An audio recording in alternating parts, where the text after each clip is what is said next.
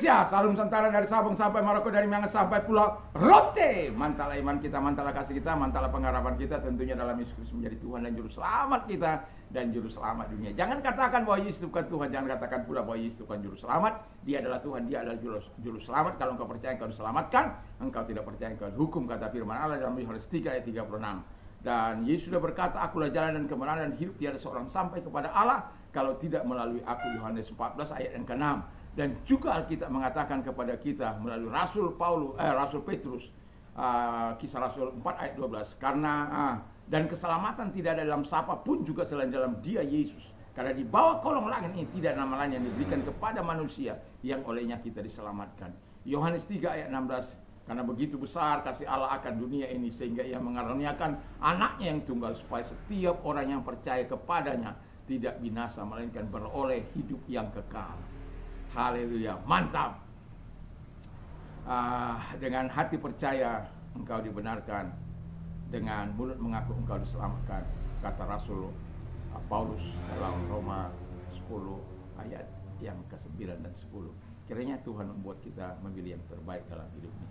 Dan sebelum kita mendengarkan firman Allah pagi ini, mari kita berdoa terlebih dahulu. Terima kasih Tuhan, biarlah firman-Mu, kekuatan firman, kekuatan iman, kekuatan doa, kekuatan Roh Kudus, kekuatan iman senantiasa menyertai kami dalam perjalanan di hari ini. Kami bersyukur dalam nama Yesus. Haleluya. Amin. Saya akan membacakan masih dalam Mazmur 40 ayat yang ke-9 dan 11. Demikian bunyi firman Allah. 9. Aku suka melakukan kehendak-Mu ya Allah. Taurat-Mu ada dalam dadaku. Aku mengabarkan keadilan dalam dalam jemaah yang besar. Bahkan tidak kutahan bibirku. Engkau juga yang tahu ya Tuhan. 11. Keadilan tidak kusembunyikan dalam hatiku. Kesetiaan-Mu dan keselamatan daripadamu kubicarakan. Kasih-Mu dan kebenaran-Mu tidak kudiamkan kepada jemaah yang besar. Puji nama Tuhan. Jadi kita saya memberikan tema bagi kita dari pembacaan kita, hidup dalam pengaruh kebenaran Allah. Jadi kalau kita hidup dalam pengaruh kebenaran Allah, kita sendiri yang akan mendapatkan nikmat anugerah itu.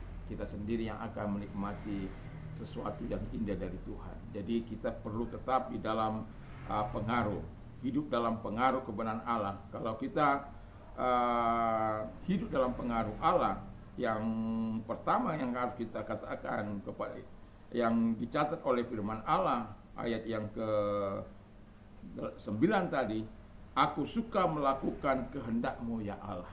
Jadi dia suka melakukan kehendak Allah. Jadi kalau orang-orang yang suka melakukan kehendak Allah, Yesus pernah berkata dalam Yohanes 4 ayat 34, kata Yesus kepada mereka, makananku ialah melakukan kehendak Dia yang mengutus aku dan menyelesaikan pekerjaannya. Kita tahu bagaimana kisah ini, ya, untuk seorang wanita Samaria yang dimusuhi oleh orang Yahudi, dan kemudian dia membuka dirinya setelah Tuhan membuka siapa dia. Karena ketika Yesus mengatakan kepada dia, panggillah itu suamimu. Oh, aku tidak bersuami. Ya, memang kau benar, suamimu yang sekarang bukan suami. Itu apa itu istilahnya, teman kumpul kebunnya. Dan dia katakan, memang kamu sudah bersuami 5 kali, tetapi suamimu yang ke-6 ini bukan suamimu. Dengan ini kau berkata benar. Ketika itu diungkapkan, dan dia memanggil semua orang untuk datang. Oh, aku sudah melakukan. Dan ketika murid-muridnya datang kepada dia dan menyatakan makan, yaitu pekerjaannya adalah melakukan kehendak Bapa dan menyelesaikan pekerjaan itu. Ini soal jiwa-jiwa yang terhilang, jiwa-jiwa yang perlu dibawa datang kepada Kristus sehingga menikmati kebahagiaan surgawi, baik masa kini maupun masa yang akan datang. Dan itu sebabnya dikatakan, pekerjaanku adalah melakukan kehendak Bapa. Kehendak Bapa aku sebuah orang diselamatkan dan semua orang menikmati surganya. Makanya surga tidak pernah diberikan kepada manusia Tapi karena manusia ikut setan, dan Tuhan juga tidak menciptakan iblis. Tapi karena iblis itu jatuh, ya akhirnya mereka ada di tempat itu.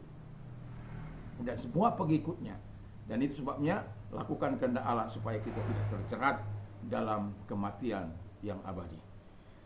Yang kedua, kita suka firman Tuhan. Dalam Mazmur 119 ayat yang ke-11, I have hidden your word in my heart that I may not sin against you. Aku telah menaruh firman-Mu dalam hatiku supaya aku tidak berdosa kepadamu. Haleluya. Paulus juga berkata begini, sebab di dalam batinku aku suka akan hukum-hukum Allah. Apa yang kita suka dalam hati kita?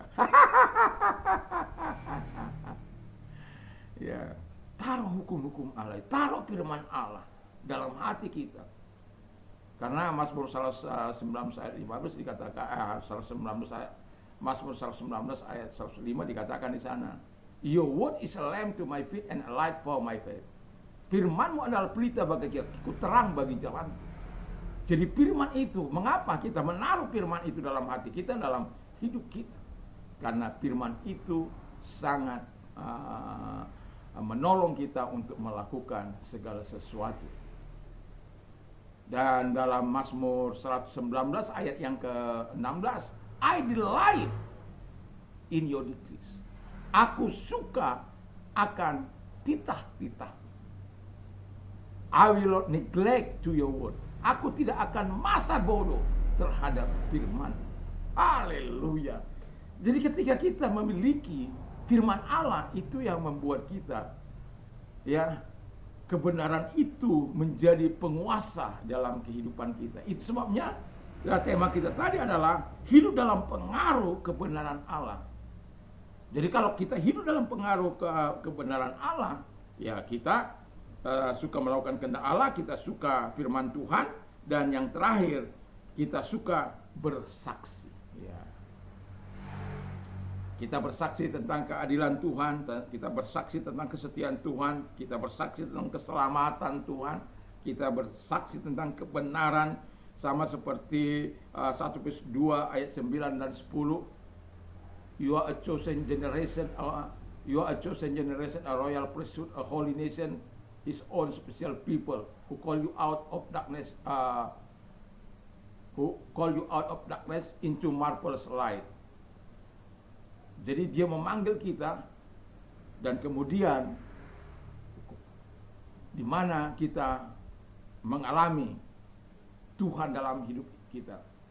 You are a chosen generation, a royal priesthood, His own special people, a holy nation, who call you out of darkness into marvelous light, so that you proclaim the praise of Him. Jadi kita diajak untuk menyatakan segala kebaikan Tuhan dalam kehidupan kita, supaya kita apa? Memproklamirkan tentang perbuatan-perbuatan Tuhan yang besar, perbuatan-perbuatan Allah yang besar dalam kehidupan kita sebagai orang yang percaya. Dan itu bukan sesuatu yang mudah, tetapi saya mau katakan kepada kita, ketika kita melakukan apa yang dikehendaki Tuhan dalam hidup ini, kita akan menikmati kebaikan-kebaikan Tuhan dalam kehidupan kita sebagai orang yang percaya. Dan percayalah bahwa Tuhan tidak akan pernah membuat engkau menderita. Tuhan tidak akan pernah membuat engkau mengalami kehancuran dalam kehidupanmu ketika engkau mau bersaksi tentang Tuhan. Karena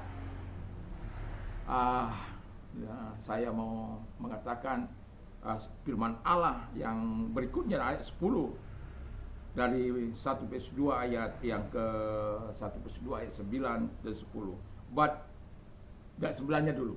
But you are a chosen generation, a royal priest, a holy nation, His own special people, that you may proclaim the praise of Him who called you out of darkness into marvelous light, who once were not a people, but now the people of God, who had not obtained mercy, but now have obtained mercy. Yang dahulu tidak menjadi umat Allah, tetapi sekarang menjadi umatnya. Yang dahulu tidak dikasihani, tapi sekarang telah beroleh belas kasihan. Artinya apa? Ketika kita mendapatkan segala yang terbaik dari Tuhan, Kita harus memproklamirkan, harus menyatakan perbuatan-perbuatan Allah yang sudah kita nikmati di dalam hidup kita, termasuk pembebasan, damai sejahtera yang Tuhan berikan kepada kita, yang selama kita hidup dalam keinginan daging kita, keinginan kita sendiri, kita mengalami penatnya jiwa kita. Tapi ketika kita menyerahkan hidup kita kepada Tuhan dan kita mengalami Tuhan dalam hidup kita, kita menikmati perdamaian dengan Tuhan. Kita diampuni, dosa kita diampuni, disucikan kita dari segala dosa dan kejahatan. Dan itulah yang kita saksikan, apa yang sudah Tuhan perbuat di dalam hidup kita, dan itu yang kita saksikan. Sama dengan pemazmur, dia menceritakan keadilan, keselamatan, kebenaran yang daripada Allah disampaikan kepada jemaat, disampaikan kepada orang lain. Supaya apa? Mereka juga bisa menikmati kasih karunia. Sebagaimana kita sudah menikmati kasih karunia dari Allah, biarkan juga orang menikmati bagaimana mereka bisa mendengar kalau kita tidak pernah menyampaikan segala kebaikan Tuhan kepada mereka. Kiranya kita adalah orang-orang yang mau bersaksi. Dan salah satu kenapa saya mau memakai YouTube ini sebagai alat untuk bersaksi, karena saya tahu ini adalah alat yang tidak akan dapat istilahnya kita menyampaikan kebenaran firman Allah, di mana ada banyak orang di luar sana yang mungkin masih bimbang, mungkin masih ragu, dan ketika mereka mendengarkan firman Allah, mereka bisa percaya kepada Yesus dan menikmati segala kebaikan Tuhan. Ada yang melayani langsung maupun tidak langsung. Bukan berarti saya tidak melayani secara langsung, tapi saya mau katakan dua-dua kita harus ambil porsi ini. Supaya apa? Tuhan dimuliakan, diagungkan selama umur hidup kita. Jangan lupa untuk bersaksi dengan apa yang sudah engkau alami dalam hidup ini. Mari kita tunduk kepala kita berdoa. Terima kasih Tuhan, biarlah kasih-Mu, kemurahan-Mu menyertai kami, sehingga kami adalah orang-orang yang tetap di bawah pengaruh firman-Mu. Dan kalau engkau sakit, arahkan tanganmu kepada Tuhan, dan saya mau berdoa. Dan lihat tangan-tangan yang sedang mengalami sakit, apapun sakit penyakit mereka, dalam nama Yesus, angkat segala sakit penyakit, sembuhkan mereka. Dan oleh bilur-bilur-Mu, oleh kuasa-Mu, oleh firman-Mu mereka disembuhkan. Terima kasih Bapa di surga. Dan mereka-mereka yang mengalami penderitaan, kiranya Tuhan datang kepada mereka. Dan kalau engkau orangnya, mari angkat kedua belah tanganmu, kita berdoa menyerahkan diri kepada Tuhan. Lihatlah tangan-tangan yang diangkat kepada kami menyerahkan diri kepada Tuhan.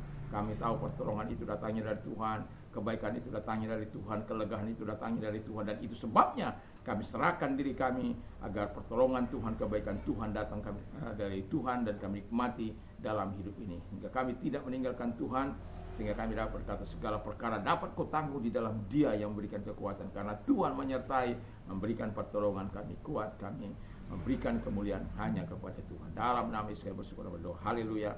Amin. Selamat pagi, selamat kita beraktivitas tentunya bersama dengan Tuhan. Tuhan Yesus memberkati. Mantap, mantap, mantap.